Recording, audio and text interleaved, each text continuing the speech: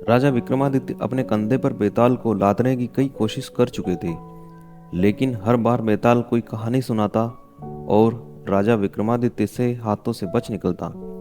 इस बार भी बेताल ने एक नई कहानी सुनाई। बेताल कहता है, एक बार की बात है, अंगदेश के एक गांव में एक ब्राह्मण अपनी पत्नी और 3 बेटों के साथ रहता था। एक बार ब्राह्मण ने अपने तीनों बेटों को बुलाया और कहा कि हमारे तालाब के लिए एक कछुए की ज़रूरत है। कल तुम तीनों समुद्र के पास जाकर वहां से कछुआ पकड़कर ले आना। तीनों ने हाँ कर दी और दूसरे दिन तीनों माता पिता का आशीर्वाद लेकर समुद्र की ओर चल पड़े। वहां तीनों को एक बड़ा सा कछुआ दिखाई दिया, लेकिन तीनों में से कोई भी उसे उठाने के लिए तैयार नहीं हुआ। उनमें से सबसे बड़ा भाई बोला, मैं कछुए को नहीं उठाऊंगा, इससे बहुत गंदी बदबू आ रही है। दूसरे भाई ने कहा, मैं भी इसे नहीं उठाऊंगा, मुझे भी इसमें से गंदी बदबू आ रही है। तीसरे नंबर के भाई की बारी आई तो उसने कहा, मैं भी इसे नहीं उठा सकता, मैं बहुत कोमल हूँ। तीनों में झगड़ा शुरू हो गया और यह मामला राज दरबार तक पहुंच गया।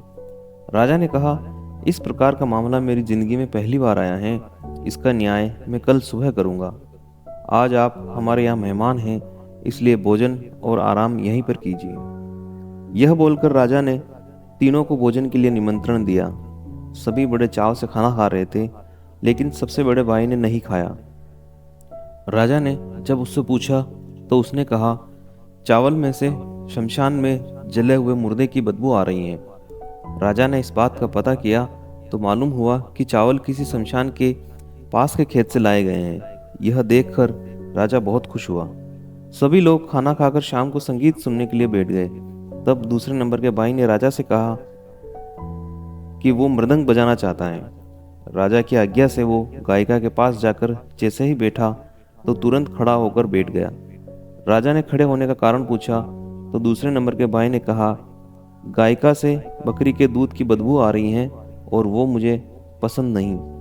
जब राजा ने इस बात का पता किया तो मालूम चला कि बचपन में गायिका को बकरी का दूध दिया जाता था। राजा एक बार फिर खुश हो गया। इसके बाद सभी लोग सोने के लिए चले गए। दोनों भाई आराम से सो गए, लेकिन सबसे छोटे भाई को नींद नहीं आ रही थी। राजा ने अपने एक सेवक को आदेश दिया कि जाकर तीनों को देख आओ कि वे सोए या नहीं। सेवक गया तो उसने देखा कि सबसे छोटे भाई को छोड़कर बाकी दोनों सो गए हैं। सेवक ने यह समाचार राजा को दिया और राजा इसका कारण जानने के लिए खुद वहां पहुंच गया जहां तीनों सो रहे थे। राजा को देखकर तीनों उठ बैठे। राजा ने सबसे छोटे वाले भाई से पूछा, आपको नींद क्यों नहीं आ रही है? तब वह बोला, मुझे इस बिस्तर पर कुछ चुभ रहा है। यह सुनकर सेवक ने तीनों के बिस्तर की छानबीन की तो उन्हें कुछ नहीं मिला। तब सबसे छोटे भाई ने सभी बिस्तर को अलग किया और वहां पर एक बाल था। उसने अपना कुर्ता उतारा। सबने देखा कि उस बाल का निशान उसकी पीठ पर बना हुआ था। राजा यह देखकर हैरान हुआ और खुश भी। दूसरे दिन राजा ने न्याय के लिए तीनों को बुलाया। उसने सबसे छोटे वाले को इनाम दिया और बाकी दो को कुछ सोने के सिक्के दिए।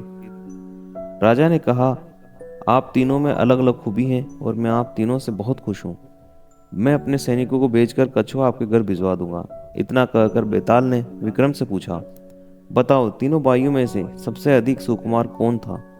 तब विक्रम बोला, सबसे छोटा भाई, क्योंकि हो सकता है कि दोनों बड़े भाइयों ने अपने सुकुमार होने का दिखावा किया हो, लेकिन सबसे छोटा भाई कितना सुकुमार है यह तो राजा ने खुद आंखों से देखा। विक्रम का सही जवाब सुनकर बेताल ने उसकी तारीफ की और अपनी शर्त के अनुसार वापस पेड़ पर जाकर लटक गया।